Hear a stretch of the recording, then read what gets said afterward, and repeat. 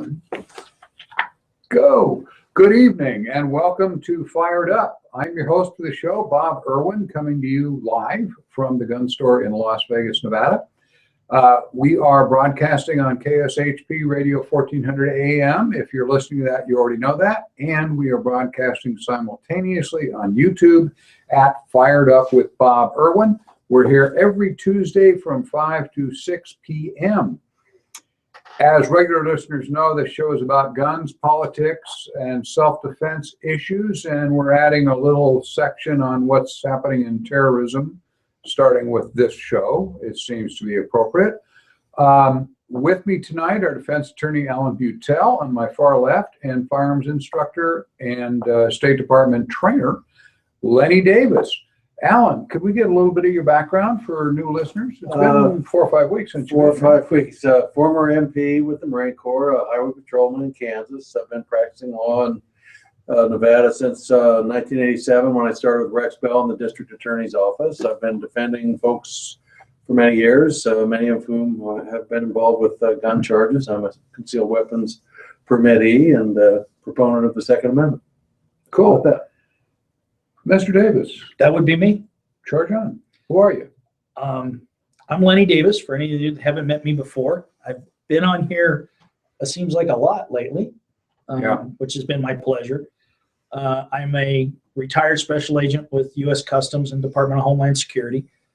Since 2008, I have been an instructor for the U.S. State Department in anti-terrorism in their Global Anti-Terrorism Assistance Program. And now I am the Director of Training Facilities and Investigations for Textratics International.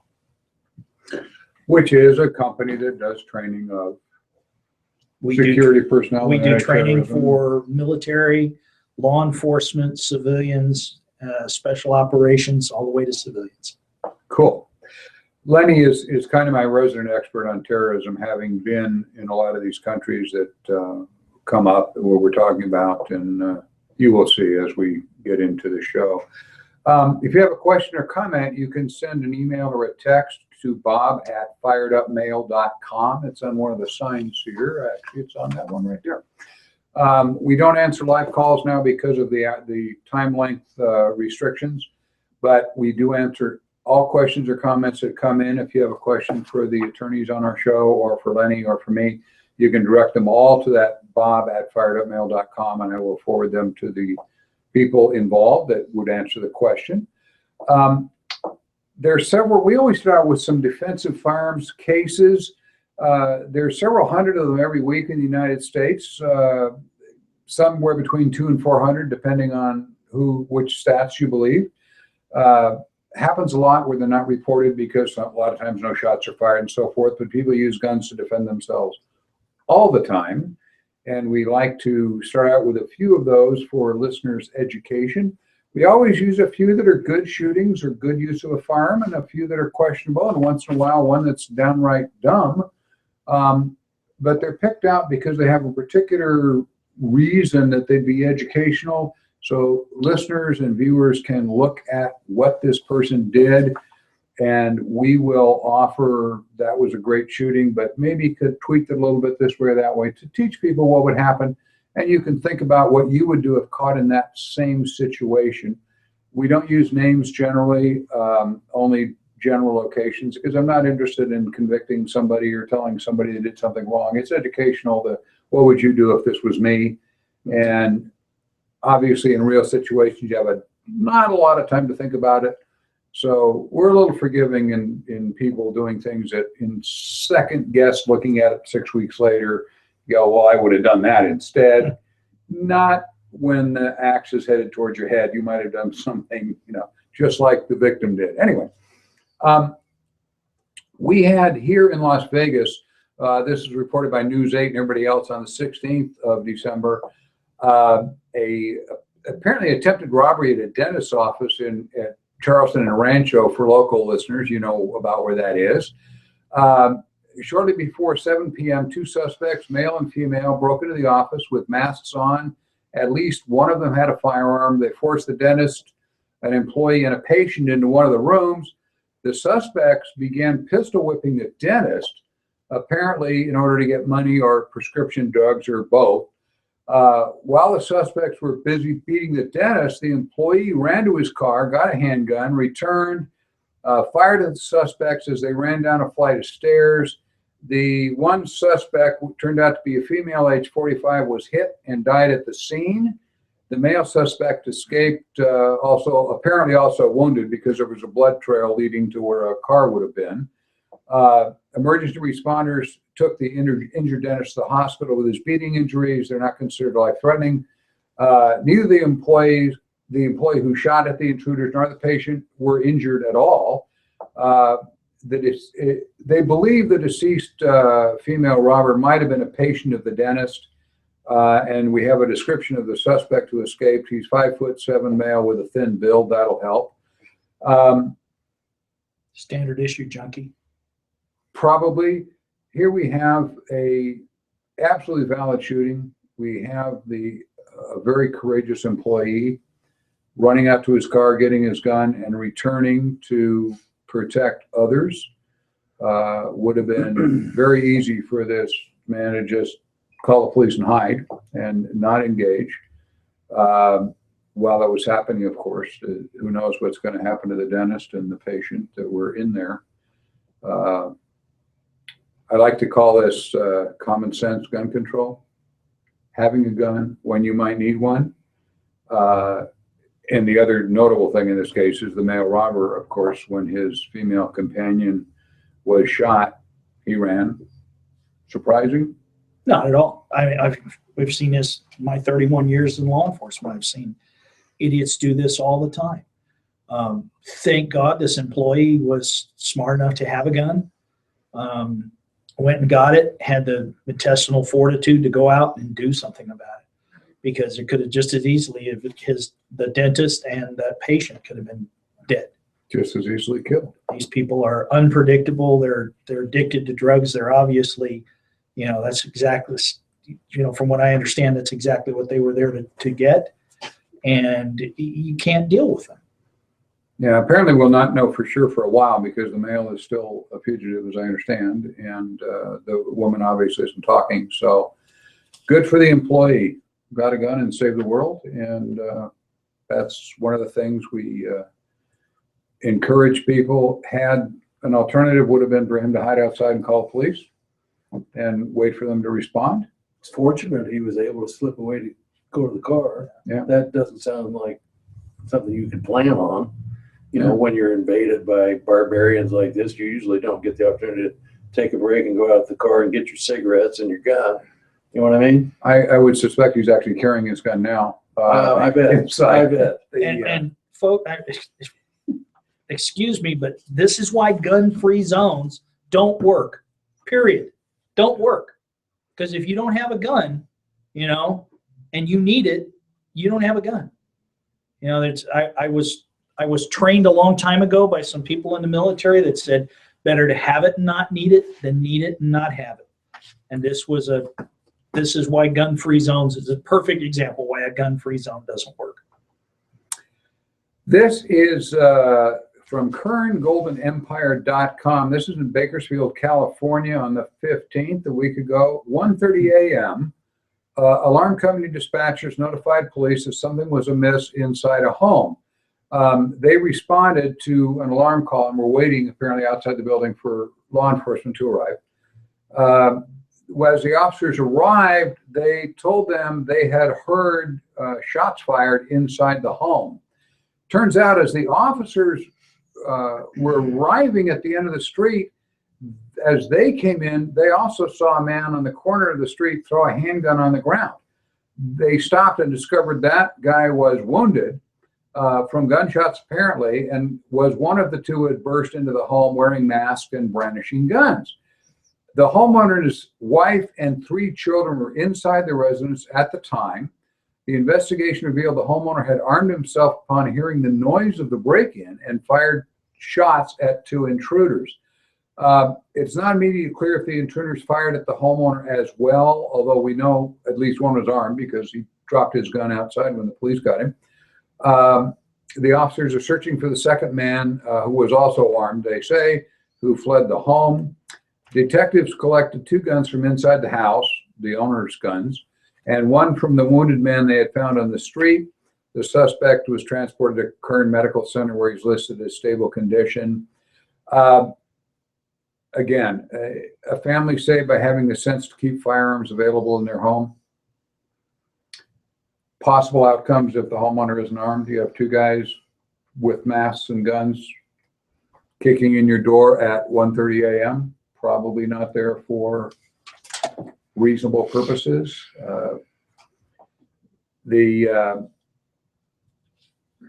You look at these cases, and this is a fine shooting and fine self-defense, and who knows what would have happened to the wife and 3 children had he not been armed.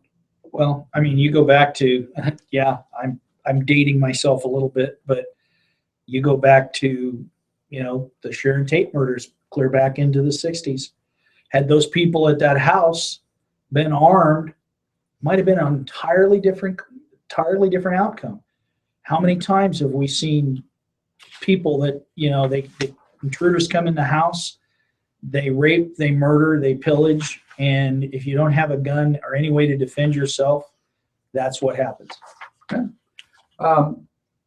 Good shooting. Hopefully, the family is going to be fine. I want to mention here, if you want to promote your product or service, we do accept advertising here on Fired Up. You can contact me at that address again, bob@firedupmail.com, and I will talk to you and see if we can help you sell whatever it is you're selling. If we can promote it on the show and help you, that would be good. We're going to stay in California for a couple of more cases. I know we have a lot of listeners over there, and I know what you're looking at with gun laws. You're about to have some more, apparently, a little bit later in the show. This is from the Voice Observer, Fair Oaks, California, on the 17th. An armed resident in his 60s took action when burglars broke into his home early Wednesday morning by killing one of them. The shooting happened on a street called Laurel Oak Way, if you know where that is in Fair Oaks. The resident first shot one suspect who was in his 30s, who he found in the doorway of his bedroom. The intruder died. That intruder died in the home. He also shot at a second suspect. That one made his way to the hospital and was later arrested. The homeowner was not injured and ran out of the house after the shooting to find help. Probably a good idea. The investigators have not decided whether the homeowner will face charges in this incident. That's what caused me to come to my attention. It's California. The resident may have violated some dumb California law. We hope his gun was registered. It didn't have too many cartridges in the magazine. It didn't contain any cop killer bullets. You know those cop killer bullets, hollow point kind of cop killer bullets, and was one of the models that's legal in California now. Many of them aren't anymore as their laws change. Hopefully the guy will be fine. This is obviously a good shooting from a practical and moral standpoint. Wait and see. When I see the end of this and says the investigators have not decided whether the homeowner will face charges, you want to look at this and go, what charges, But that's the problem, is we have all sorts of regulations that, and we've seen these where the homeowner is charged because he has hollow points in his 15-shot magazine in some town where it's illegal to have that many rounds or that kind of bullet. And the guy that did the self-defense ends up in more jail time than the guy who broke in. And who knows, the guy that was shot, if it turns out to be something stupid like that, who knows, the guy who was shot may sue. You had too many bullets in your gun. I'm sorry. Well, that's actually, as stupid as that sounds to most listeners who are not in California, that actually can happen. And hopefully a jury, would nullify if there is any problem with that. But you never know. Well, I mean, at its core, what you're talking about is 2 criminals facing off. Yeah. So the homeowner became a criminal too. The homeowner was a criminal before it all started. because he was in possession of If that's the case. firearm or accessories that are illegal. So, I mean, you just start off with him as a criminal Yeah. before you even have the intruder come in the door. So I think it doesn't take much of an imagination to think there's going to be some attorney somewhere that is going to make hay with that. Yeah, you know, my client wouldn't be dead. He was trying to run away, and if you had so many bullets in your gun or didn't use hollow points or whatever. Well, I can't get my head around is how, you know, I've been to California recently. There's a lot of people that live there that live in rural areas. So they look like me. I mean, they sound like me. They have ideas that are similar to God, mine. I hope not. How is it that these people stand for this? Well, I can tell you as Tell me. a native son from California, from Calaveras County, a very rural Home of the frog. home of the celebrated jumping frog of Calaveras County, and now some of the best wineries on the planet. All right, no Uh, commercials. No commercials, just saying it, but it's different. That's why I don't live there anymore. It's what I'm afraid is going to happen here in this state. You are going to have somebody who lives in Los Angeles or the Bay Area making laws that govern you, even though you don't live in those areas. And they unfortunately don't have the voter base to block those laws. So you have liberal, uber liberal voters who go, oh, gee, this sounds really good. We should do something about this. Everything seems to be a knee jerk these days when it comes to a gun law. We're at one more California case. This is from Glendale, California. On the 17th, around 9:30 p.m., residents in the 1600 block of Moreno Drive were lying in bed when they heard a sound of glass breaking toward the back of their single-family home. The 79-year-old male resident reached into his nightstand for a loaded handgun. As he came up with the gun, he noticed an intruder standing in front of his bedroom door. The door's open. He's standing in the doorway. The suspect quickly turned and ran when he saw the gun, out through the broken glass sliding door and into a white getaway car parked just south of the home. Having followed the intruder, the resident fired a shot toward the vehicle, but told police he didn't think he struck the suspect. Again, the suspect is in his 20s, roughly 5'10", wearing a brown jacket, tra-la. He was unable to see the driver, so there were at least two of them because the guy jumped in the passenger side to flee. The same comments about we're in the same restricted area with 10-shot magazines and so forth as the other guy, but this guy actually made a serious error by firing his gun at the fleeing car. Apparently, he didn't hit anybody, which is a good thing. He could be in a world of hurt, and we understand the knee-jerk reaction. The guy was in my house, and the shot fired at the guy hadn't been in the house when he was standing in the doorway. The guy ran apparently as soon as he saw the gun come around. Don't fire at fleeing suspects. But not only from the legal standpoint of it, folks, it's also the tactical standpoint. If you drive a guy outside of your house, let him go. Stay inside your house. He has to come back through that door.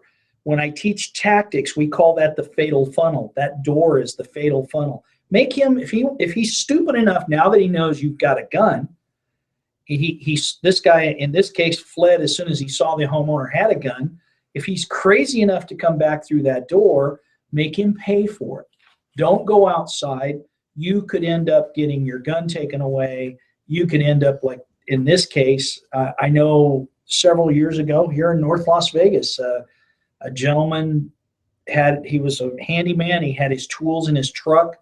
He heard these guys breaking into his truck. He walked outside with a Ruger Mini 14. These two guys are stealing his truck and driving away. He fired at them. I think he wounded one of them. They crashed into a wall. They took these guys to jail. They took the homeowner to jail too because he discharged a firearm at these guys. And that, had he hit the suspects, that could have certainly happened here. Apparently he didn't. Nobody Yeah, I showed can't up with a remember. gunshot wound at Glendale General or whatever. Oh, this guy here, yeah. So the resident is probably okay. And it's unlikely that him not hitting anybody, the suspect's attorney is going to come back with a lawsuit or so forth. But this guy again, he's got the same other problems as the guy we just did, that maybe he had the wrong kind of gun and whatever, but who knows? I'm gonna skip this one in 5 because it's a little bit long. We'll come back to that. It's just in there for humorous purposes. The Herald in Columbia, South Carolina, again on the 17th, reports that back on December 10, according to arrest warrants, police responded to a report of a shot being fired in an apartment building. The intruder, was robbing a 55-year-old victim at gunpoint and fired a shot in the apartment, apparently to speed the guy up or something. That shot prompted a neighbor to call 911. Now, this is at 1 a.m. The county officers, sheriff's officers arrived, knocked on the door several times, shouting they were police, got no answer. Not knowing what the shot was about, they didn't know if it was a suicide or the guy had accidentally shot himself or there was a bad guy in there holding him at gunpoint. They took apparently a reasonable step when they got no answer. They kicked in the door and a round came out toward them. When they did that, an officer was hit. What happened is, in the long run, to make a long story short, apparently from the time the neighbor heard the shot until the police arrived, the bad guy ran. The injured individual inside, he'd been knocked to the ground by the intruder, was still there, scared to death. He's thinking the bad guy had returned. The police are thinking a bad guy is in the house, so they kicked the door, and it was the homeowner who fired the round at the cops. They had no way to anticipate what was going on, of course, the sheriff said, and the injured deputy survived in critical condition, but the homeowner was also hit. They found the suspect later. Apparently, he had left the victim's apartment, as I said before, the police arrived, and we have this complex. Nobody left at the scene but good guys. And the apartment dweller fired, or the homeowner fired back when people kicked the door. He probably thought the robbers were returning. The officers responding thought the robber was shooting at them, of course, and they returned fire. No response to the police warnings. It may be because the homeowner there was dazed. Again, this is 1 a.m. that this is taking place. Some shooting cases, there's really no right answer here. If, obviously, if someone's beating on your door, yelling, "Police, let us in," you need to respond to that. If you don't really think it's the cops, yell back, show me your badge, plant a black and white car in the curb in front of me, something. God forbid you're deaf. Or he's deaf or dazed from being, apparently got hit with a door when the guy kicked in the door, the original guy got in, and no real solution.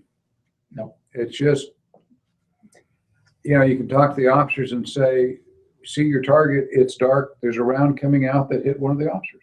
So what's he going to do? Struck the officer in the head. Yeah, he's apparently going to be okay, but want to mention here the gun store offers free concealed carry classes every Monday, Wednesday, and Saturday. You can find the classes on our website, thegunstorelasvegas.com. This is interesting. This is Fox 5 News in Gwinnett County, Georgia. Residents with their guns took action after hearing a man's cry for help. They credit their guns with saving an elderly man's life. As they're walking up to the driveway to their elderly neighbor's house just to visit, they heard, "Help, he's trying to kill me, help me, help me." They started running toward the house up the driveway. The woman hit the doorbell several times in panic. The male that was with her pushed the door open. They saw the elderly resident lying on the floor with a younger man stabbing at him. So the guy on the floor is 90 years old, the resident of the house.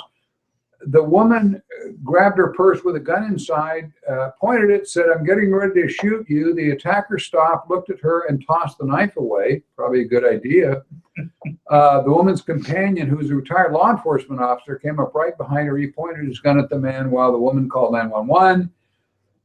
If they believed they had not shown up when they did, the elderly man would have been killed, and they're credited with being armed with saving his life. The former officer said, "You cannot protect everybody. Police can't do it. They're good after the fact, but they're no good to you when it happens, at the moment it happens in general cases." They were not going to be there in time, so the citizen has to be ready to protect himself or others. What happened yesterday is a perfect example of how citizens can protect other citizens. Well, it's a great example of somebody being there at the right time and having a gun. I mean, they walked right into a violent stabbing of a old guy who is apparently, I would imagine at 90, he's not likely to beat off an attacker. So, good thing. Have a gun. I have said on this program, and I will say it again, when seconds count, the police are always minutes away. Arm yourself. End of story. We are, in our city here in Las Vegas, we're averaging about a 7-minute response time with police calls, which means, half of them are longer than that, and half of them are shorter than that. But 6 or 7 minutes is the call time from the time you hit 911 to dispatch, gets the address, the information, sends it to a nearby unit. Hopefully there's a nearby unit. And they say, okay, and we're en route. If they're at the end of the block, you've used up 4 minutes. And this guy would have obviously been dead. On a happier note, I want to mention we have a wedding chapel here at the gun store. That fits right in with this particular case, I guess. We have some memorable shotgun weddings, vow renewals, and so forth. We can do all that kind of stuff. If you go to thegunstorelasvegas.com and click on special events, you'll see all this stuff about getting hitched and vow renewals and so forth. Most of them are wonderful. We had a major wedding last week with 40 guests where the woman was wearing a beautiful wedding dress entirely made out of camouflage clothing. It looked, well, you couldn't hardly see her. Yeah. I'm just not gonna. Here's one more kind of complicated one. Neighborhood newspaper, or neighborhoodnewspapers.com reported, this is a rural shopping kind of paper. This is in Paulding, Georgia. It's outside of Atlanta somewhere. The sheriff's office investigating the death of a 38-year-old man. Detectives originally responded to the home as part of a follow-up on a burglary that had occurred at another location. They were investigating another burglary. They were told, the detectives were told that a person at this address might know who did it. So they went over to interview somebody at the house. And what they discovered when they walked up to the house, knocked on the door, was the dead body on the front porch with bullet holes in it. Witnesses told the Georgia Bureau of Investigation agents that 3 men came to the residence looking for a person to confront him about another incident. One of the 3 men went to the front door while 2 of them waited in the driveway.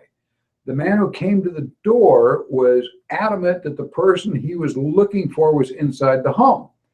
The resident insisted the man they wanted was not there, and after the 2 yelled at each other for a while, the resident slammed the door. He didn't know from Adam who this guy was, apparently, and there's 2 other guys that are sporting exposed holstered guns in his driveway. So he slams the front door. The man on the porch started kicking the front door, apparently in an attempt to make entry. The resident now is in fear of his life. This might be an interview with his attorney. Fired several rounds from a rifle through the front door. the guy at the front door apparently was fatally wounded by a gunshot to the head. The two men waiting in the driveway fired back at the resident in a loud exchange of gunfire, both ways. Then they fled the scene, leaving the dead guy, their injured guy, he was actually dead, on the front porch. And they drove off. So a few minutes later, the detectives arrived looking to interview somebody, and there's a dead body with bullet holes on the porch. Apparently, the resident never looked out to see if he hit anybody. Probably a good idea not to look out if people had been shooting at your house, but he didn't. So the bodies are on the porch. When the police walk up, no warnings were given. I mean, I don't know what you do with this. Don't shoot through the door of your house. But when rounds are coming into the house through the door, there's so many things wrong with this case. You couldn't imagine. I chalk this up. You got to do what you got to do. You know, I mean, if somebody's shooting through your front door and it's shut, I wouldn't hesitate to shoot back. I mean, honestly, I know it's not ideal, but under the circumstances, if you couldn't get to a window, if you don't, call if you can. But I'm going to shoot back. I'm going to go for it. Yeah, I mean, the hysterical thing, if it can be, is when the guy fired the rounds. He heard the car leave, I presume, and he never looked out. And these two other cops show up, and there's a dead body. Strategically, what's the vantage point that you take up relative to your front door when the bullets are coming through it? Well, I would strategically, I'd back up. Go out the back door, maybe? Well, I might back up, and I've got some places that I can, get the angle on the fatal funnel. But here's the problem with this. I mean, guys kicking your door. Yeah, I mean, I could see if the guy might be in fear of his life, but the guy's kicking your door. He's not broke the door down yet. Yeah, we don't know the arrangement. There may be safe area behind the door. On the outside of the door, maybe there's 4 miles of farm field. Yeah. And no neighbor's houses across the way. Yeah, we don't know. Kicking is okay. So. Kick away. Kick away. You kick my door in, I'm going to guarantee you, if you kick my door in this situation, I told you to get the hell off my property, and you kick my door, and I'm going to tell you to go away. I am going to call 911. I'm going to get them on the phone and say, some guy's trying to break into my house. I'm going to tell them, I've got the police coming. You need to get off my property, and you need to get away. And if he kicks my door in, he's going to get what this guy got. He's going to get shot.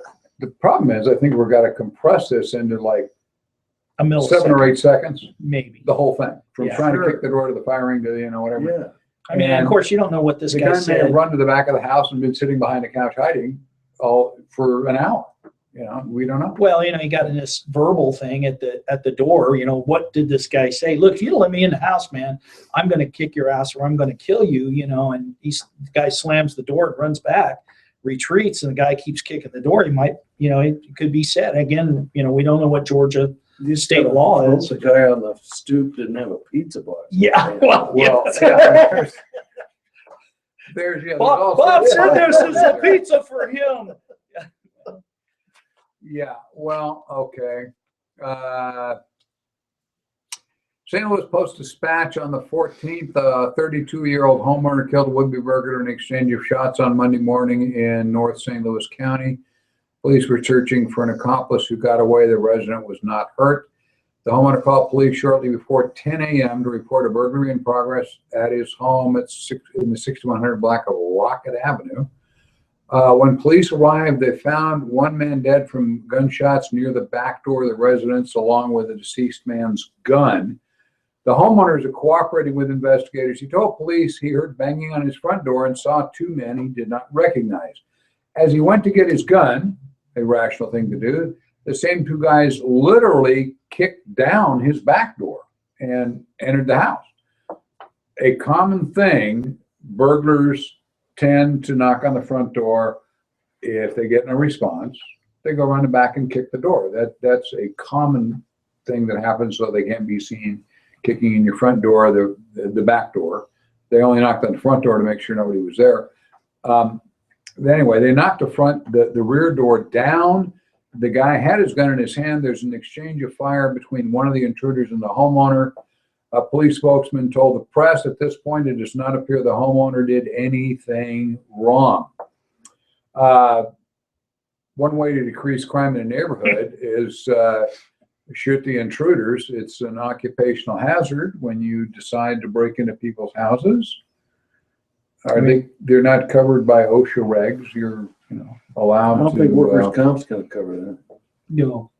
Well, you had that same almost identical incident a few years ago here in town where a guy was working nights, which a lot of people do here in Las Vegas, and they sleep during the day, and guys rang the front doorbell and he didn't get up to answer it, and the next thing you know, there was a rock came through his bedroom window, and a young man started to crawl through the bedroom window, and he shot and killed him. He was in fear of his life, and he shot and killed him.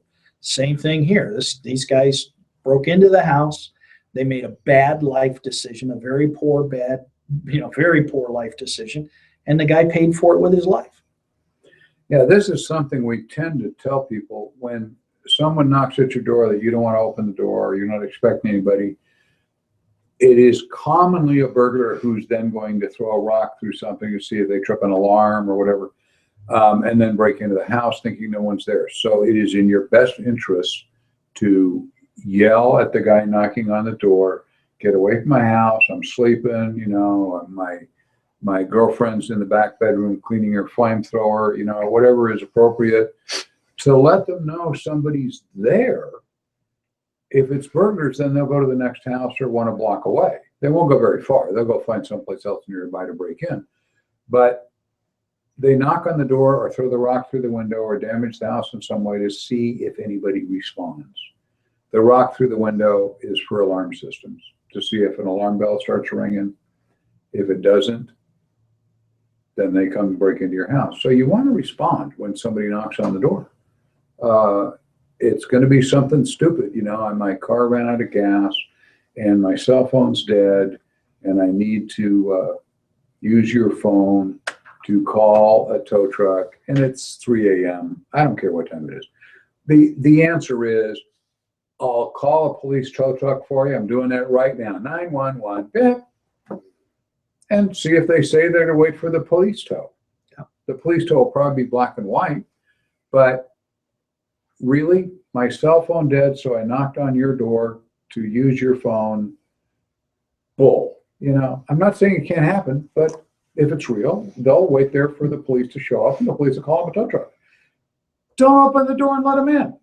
I've got friends that have known me for years and years when I was working on the job as a federal agent, doing undercover work and that kind of thing. And they know after, a certain hour in the day not to even come by the house unless they call first, because they know I'll probably greet whoever comes to the door with a gun. Well, yeah, but that's just you. That has nothing to do with federal agent. That has to do with your attitude. Now, come on. I'm a teddy bear. You know that. I'm a peace-loving. Okay.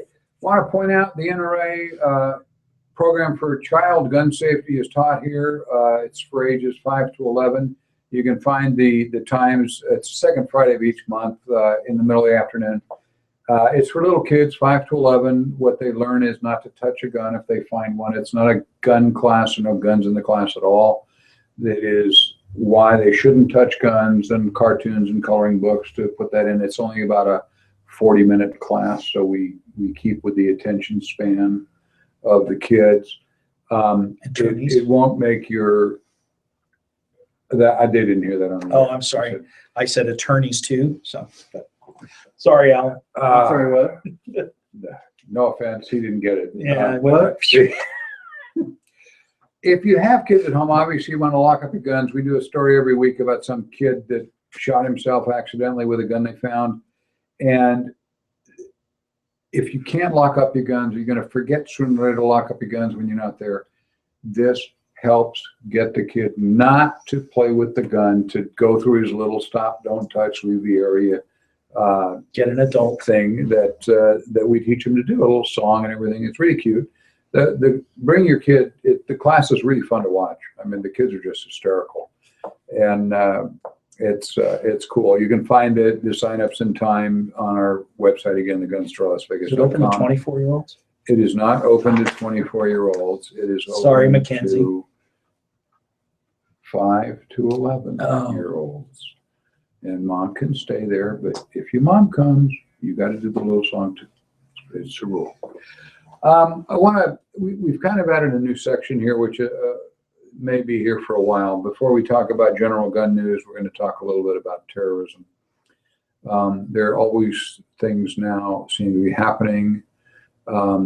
First, I want to talk briefly about the incident we had here in Las Vegas on the Strip.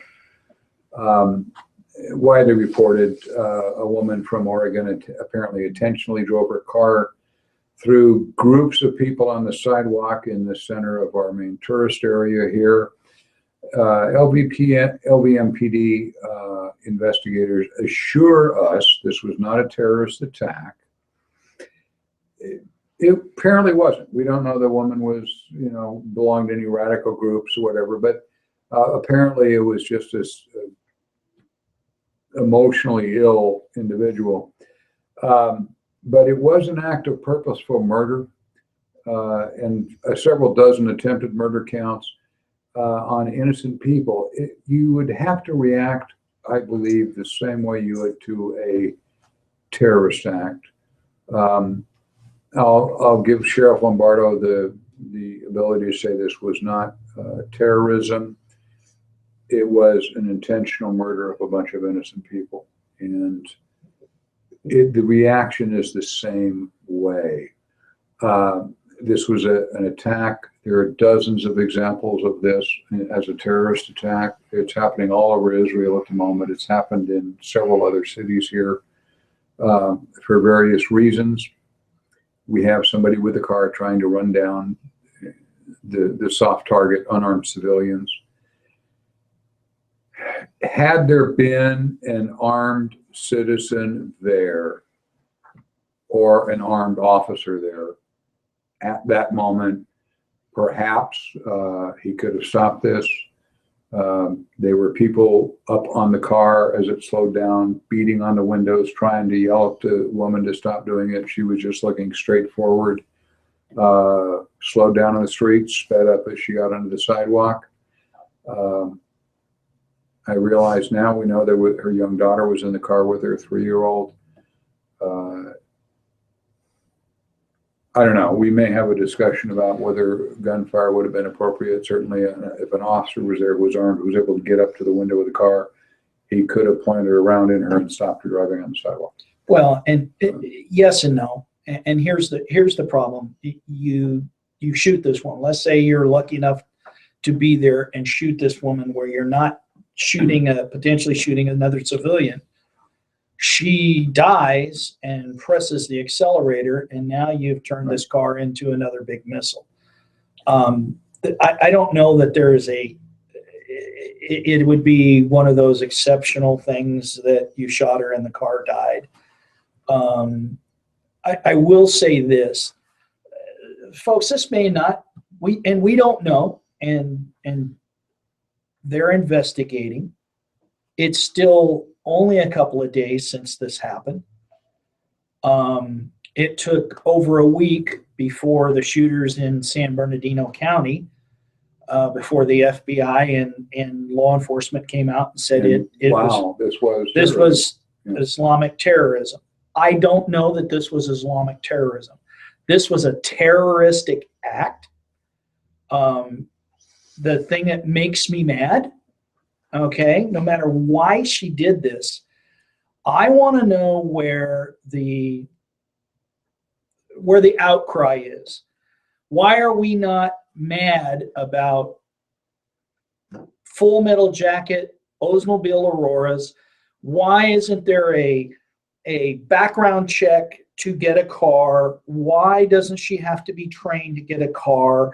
Yeah, she got a license. If this woman would have used any kind of weapon and killed one and so far wounded 30 some odd people, this would have been the hue and cry of the anti-gunners, that this is why we've got to get better what is the term? Common sense gun laws. I'm tired of this. This is a perfect example as if a person doesn't have a gun, they don't need a gun to inflict mass casualties. Timothy McVeigh didn't need a gun to kill everybody at the Murrah Federal Building. This woman didn't need a gun to kill one person and hospitalize 30 some others. Yeah, if you're not up on the news, we still have 5 in critical Yeah, condition. we have 5 that they just don't know yet. And this is what makes me mad. Nobody is saying, gee, why has this woman got a gun? What's her mental capacity? Why do we have why does she got a car? Excuse me, a gun, heaven forbid. We don't know what this woman's reasoning was, but this was an act of terror. You ask any of the people that were there, whether they were hit by the car or even witnessed it, they had to have been terrified. And I'm sick and tired. I'm sorry if I'm getting off track a little bit, but I'm sick and tired, folks, of you wanting to say we've got to get guns, we've got to get them out of the hands of people. You know what? There wasn't a single shot fired in this. This woman killed 1 person, hospitalized over 30. May heaven forbid, but we may lose some more out of this. And not a single person is talking about, well, we have to have background checks to buy a car. Actually, there are. I got a text from Ellen Butel about that very subject right after it happened. We need to have background checks on private sales. Yes. Cars. No, forget about it. Was this a straw sale of this gun? Was this Of course. was this of this Yeah. of this car? I mean, it's crazy, folks. That's the point, that guns are tools like hammers, screwdrivers, and cars. That's all they are. We got to talk about mental health. We got to talk about social problems. It's very complicated. And the idiots like to say some sort of simple solution. Let's control the guns. It's not even the problem. Well, that's fine. That's one of my common complaints. I say to reporters, Yeah. I'm kind of the media magnet in Las Vegas when there's a shooting of some sort, particularly drive-by shootings. And they will come and say, how did this guy get a gun? Or why did he have a gun? Or what kind of gun was it? Or whatever I can add to their information. And I always ask the reporter after they interview the gun shop for this drive-by shooting incident, are they going to go interview a car dealer about why did you let the guy have a car? And when I said that once, the reporter pointed out to me, actually, this guy was on a bicycle, did drive by. We have those too. So It's the gun control, it's the idiotic gun control that causes the dialogue. So, well, this law didn't work, so let's make a new one. Well, then this one doesn't work, so let's make a new one. So then this one doesn't work, let's make a new one, and on and on and on. And they build these walls of laws, and none of them will ever work. Think of the gun as a hammer. As several people have pointed out in the media, Paris, France has the strictest gun control laws you could possibly have. Yeah. And they killed 130 people there. San Bernardino. Because nobody was armed. Gun-free zones say this is a target. If you want to be safe in a gun-free zone, don't go there. When you see a business that has a sign that says no guns, shop somewhere else. And if possible, get on their website and tell them why. Some of those businesses absolutely believe they're making people safer, and they are not. They're making people targets for robberies and shootings. This is a story carried by the Associated Press last week. The police chief, this is in Hughes Springs, Texas, which is 120 miles east of Dallas. It's a small community there. His name is Randy Kennedy. He's warning President Obama that any attempt to disarm American people will result in revolution. In the announcement, Chief Kennedy said the Second Amendment is in place to guard against America's rights to defend themselves from terrorists and radical ideology. Also, they're there to protect us against government that has overreached its power. And any attempts to disarm the citizenry will cause a revolution in this country. The Sheriff Kennedy is calling for residents of his town to carry guns to fight terrorism. He says citizens must be ready when the wolf comes to the door because one is on the way. Police Chief Kennedy is wrong.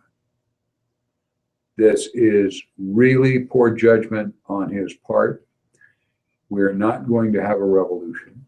We are going to all vote. And that is how we do that in the United States. And if you're around some moron who is saying, if Obama makes a law, we're going to have a revolution, get the hell away from him and just vote in November. And that's how we change governments and change people who make the laws. On a better note, he did say you should be armed if you have a concealed weapon permit, carry your gun in case there's a terrorist act where you are. I agree, absolutely. And in calling for residents to arm themselves, we have lots of them. Sheriff David Cole of Steuben County, New York. These are guys who have come out publicly and said everybody should carry a gun to be able to protect themselves should there be a terrorist event. So we got David Cole in Steuben County, New York, Sheriff Joe Arpaio in Maricopa County, who is a friend and great guy, Sheriff Arpaio. He's famous for other things. You've heard of him. Sheriff Michael Helmig of Boone County, Kentucky, Sheriff Paul J. Van Barkum of Ulster County, New York, and Sheriff Wayne Ivey in Belvidere County, Florida, all of whom are calling for concealed weapon holders to carry their guns every day. So if something happens, there is armed citizen there to slow it up or stop it or take out at least one of the terrorists. That is the way we fight terrorism. And I realize President Obama has done a lot of things that aren't good. We're going to hit one in just a minute here. But Bob, to advocate a revolution is just way out of line. You do a lot of research on this, and I was just curious if you could find out how many mass shootings have they had in Kansas. And I use Kansas as an example because in Kansas you don't need a concealed weapons permit; you can just carry. And you were a cop there. Yeah. So I was just curious if you ever run across mass shootings in Kansas. If you look at the data that's gathered by everybody, mass shootings happen in the states and the cities that have the most restrictive gun laws. They happen because bad guys. Here's a news flash, folks. This is probably the most poignant piece of information you're ever going to get from this show. Bad guys don't worry about the law. They don't care. They are going to get guns. I spoke to, years ago, a guy chilled me to the bone. And I said, he was going to go to prison. We'd arrested him for part of a narcotics deal. He was going to go to prison for the rest of his life. And I said, well, see, you're never going to be able to buy a gun as an ex-felon and all that. And he says, I don't need to buy a gun. If I can't buy a gun, he says, I'm going to call a police officer. I'm going to call 911 and say, somebody's breaking into my house, or I've got a burglary call. I'm going to lay in wait for this guy. I'm going to hit him in the head with a stick and take his gun. Mr. Davis, I've got a break for the radio. We're about out of time on the radio. We're continue on YouTube for a little bit. There's a couple other things I need to hit on, the terrorism issues and some gun laws. So if you're on the radio, we're going to break it off here in a little bit. And we'll be here next week at the same time from 5 p.m. on KSHOP 1400 AM. We're going to continue, however, on the YouTube show. So when you get home, watch the YouTube show and you'll get the rest of it. Couple gun shows I got time to mention. Are we out? No? Go ahead real quick. Okay. Anyway, we're going to be here next week. I want to also point out the movie The Big Short that the gun story is appearing in. Open today at several theaters in Las Vegas at Regal Cinemas. Look it up. You can see the gun store and a movie. It's cool. Thanks for listening. We're going to just be on YouTube now. starting now. Good night, y'all. Merry Christmas. Y'all. Y'all. Back on, we're just going to pick it up here on YouTube. The radio guys have gone away now, unfortunately. Story from Newsmax on the 7th. The Russian government issued an urgent advisory for all its citizens to avoid international travel, including visiting the United States. During the upcoming holiday period, the Russians cited rising terror threat and disease outbreaks for the alert. Lead poisoning. Probably this was just after their airliner got blown out of the sky by terrorists. And obviously, since they are bombing Terrorists. someone in Iraq who's a bad guy, or Afghanistan, or not, Syria. they are, they are now a target and have come in on our side. Quote, another issue. Interesting thing I ran across on from guns.com, pretty reliable website, guns.com. In the Paris attacks, a gun once owned by a Delray Beach, Florida gun dealer was among those linked to the Paris attacks that killed 130 people. The head of a Serbian arms factory told the Associated Press. The M92 semi-automatic pistol, it's a copy of a Beretta 92.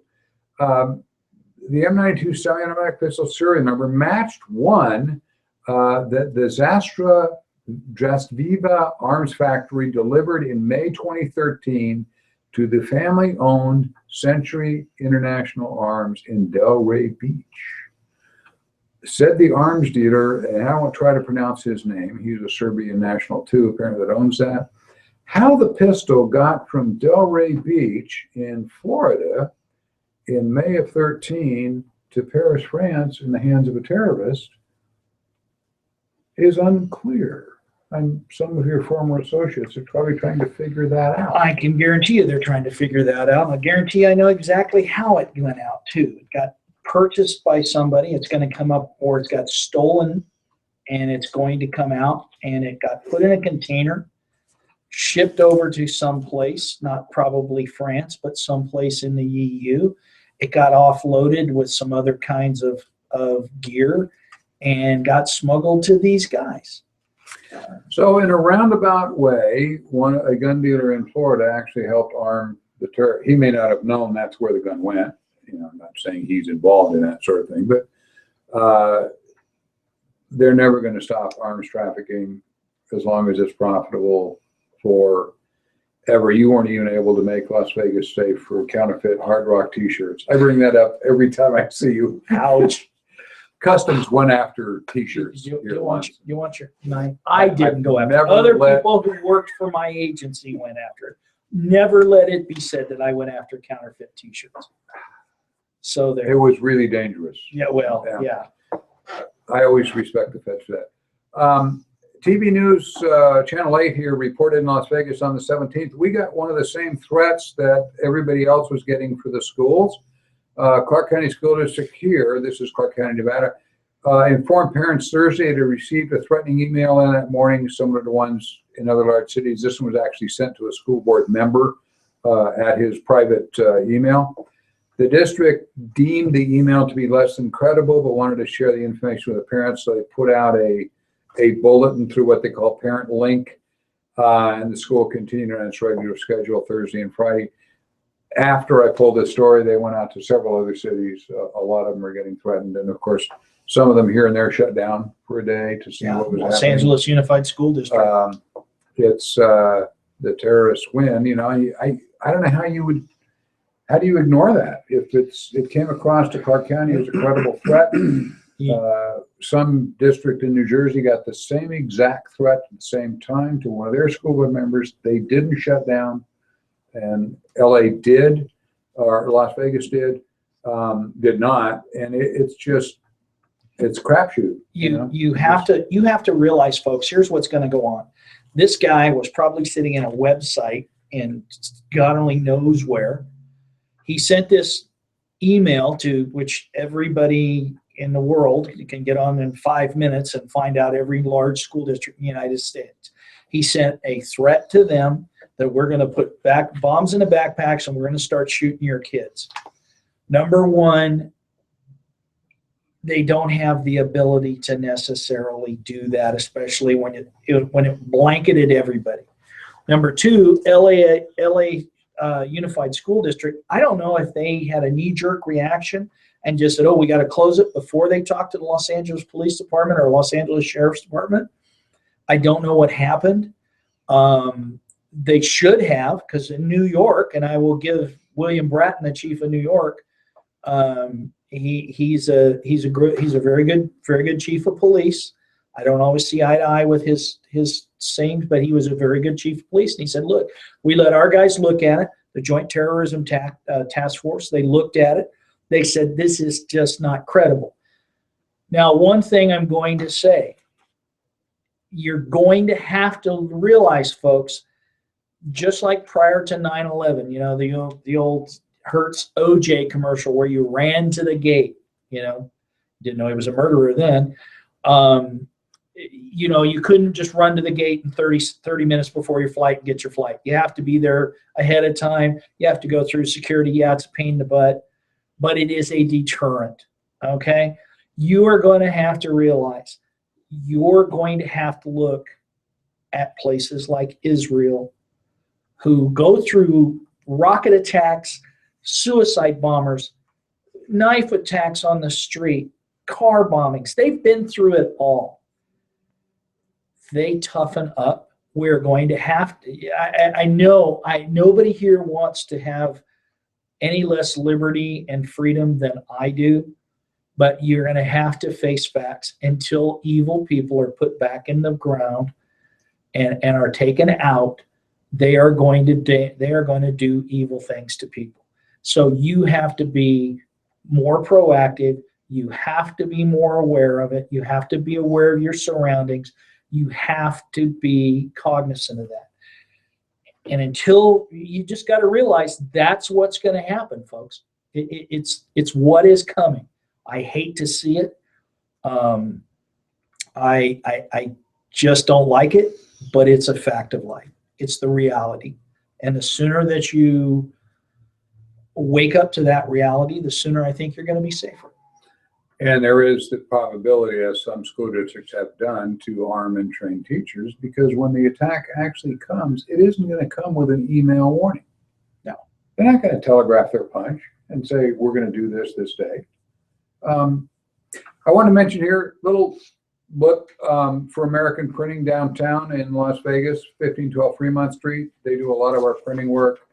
Great work, great prices. I'll give you phone numbers and things, but you can look up American Printing in Las Vegas and tell them Bob sent you, and you'll get good work done. Another thing to worry about in the long run, and you've all seen this, the National Shooting Sports Foundation ran a report on it. It's being openly stated in Washington, D.C. that President Obama will issue one or more executive orders to impose tighter gun control regulation when he returns from Hawaii in early January. He's on vacation there now. White House spokesman, Press Secretary Josh Earnest confirmed he expects the president's legal advisors to work through the holiday period to determine the exact nature and extent of his executive action.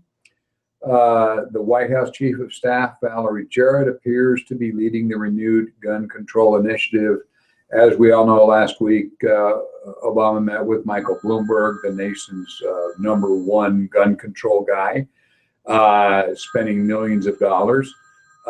He also hosted Gabby Giffords and her husband at the White House. They're going through a lot of stuff here to find ways to restrict guns. Look out when the president comes back from DC or from Hawaii. We have no idea what it is. Some guesses are nationwide ban on sale of assault weapons, whatever their definition there is of, and high capacity magazines or standard capacity magazines, et cetera, et cetera. We don't really know. There's a lot of speculation, and we're going to get blindsided with it, no doubt, in about 2 weeks. Don Turner here of the Nevada Farms Coalition are doing a fundraiser for Nevada Second Amendment license plates. You can go on their website, nvfac.org, and find out about it and vote for the plate you like and so forth and so on. nvfac.org. There's a link to them on our website for Fired Up. We have some interesting information on local gun shows. The Rocky Mountain Gun Show, which has been at the South Point, is looking for a new venue. They've been kind of kicked out of the South Point. They weren't really. The South Point discontinued all trade shows because they're not filling hotel rooms and restaurants and so forth, and are only doing stuff now that draws people from outside the area. So they rent a hotel room, the cow roping and motocross events and so forth. They would, the Rocky Mountain Show asked you politely contact the South Point executive offices and express your views that you would like them to continue the gun shows there. Couldn't hurt, but be polite. It's a financial decision. The South Point is not anti-gun. They have been supporting gun shows all of this time. While we're on the gun shows, if I might, we've had those of you here in Las Vegas, you've seen the flap in the last week or so. Billionaire Sheldon Adelson has purchased the Review Journal, which has caused a firestorm of liberals going, "Oh my God, he's going to make it the bully pulpit of the right wing." I hope so. I found it very interesting. About a week ago, I'm looking at my RJ, and they had a list in the business section of all the upcoming trade shows and all of the conventions, and the National Shooting Sports Foundation show, the SHOT Show, which is the CES of all things shooting and sporting and hunting and everything, was not listed. And I thought that was very interesting for a paper that's supposed to stay, that is concerned about staying middle of the road. They didn't, the biggest, if you will, gun sporting show in the world was not listed on in their list of events. And it wasn't. And I'll defend the paper for a bit. The SHOT Show is an internal show from manufacturers to wholesalers and dealers. It's not open to the public. And no, I don't have any passes to get in the SHOT Show. There is no such thing as a pass to get in the SHOT Show. They are overrun with people trying to get into the SHOT Show to buy things. They don't sell anything at the SHOT Show. Everything is on order to dealers. It is not open to the public. And please, honest to God, this is honest Bob. I don't have any passes for it. I can't get you into the SHOT Show. Neither can I. Lenny can, because of all his federal connections. No. He can do anything. Alan, being an attorney, can get you into the SHOT Show. And he'll sue his way in. We're hitting 15 minutes over, so I'm going to save the funny story for next week's show. I encourage all of you to have a firearm, carry it with you, if not to prevent terrorist attack. Unlikely you'll be in the middle of one. Really likely you'll be in the middle of a crime of some sort or a home invasion or whatever. The crime stats here are ludicrous, as they are in most major cities. And get a gun, you need to get trained, and carry it. End of story. Pretty simple. Any last words, Alan Butel? Hey man, Lenny said it. Do it. He said it. Do it. Get a gun, get some good training, and carry your gun wherever and whenever it's legal. See, there's nothing equivocal about that. It's simple. Thank you for tuning in to Fired Up one more time. We'll be back next week with updates on the terrorist situation and the gun laws, and maybe we'll have a hint what the president is intending to do when he comes back from vacation. Thanks for tuning in. We'll be back next week. Thank you, Lenny. Hey man, thanks for Thank you. I say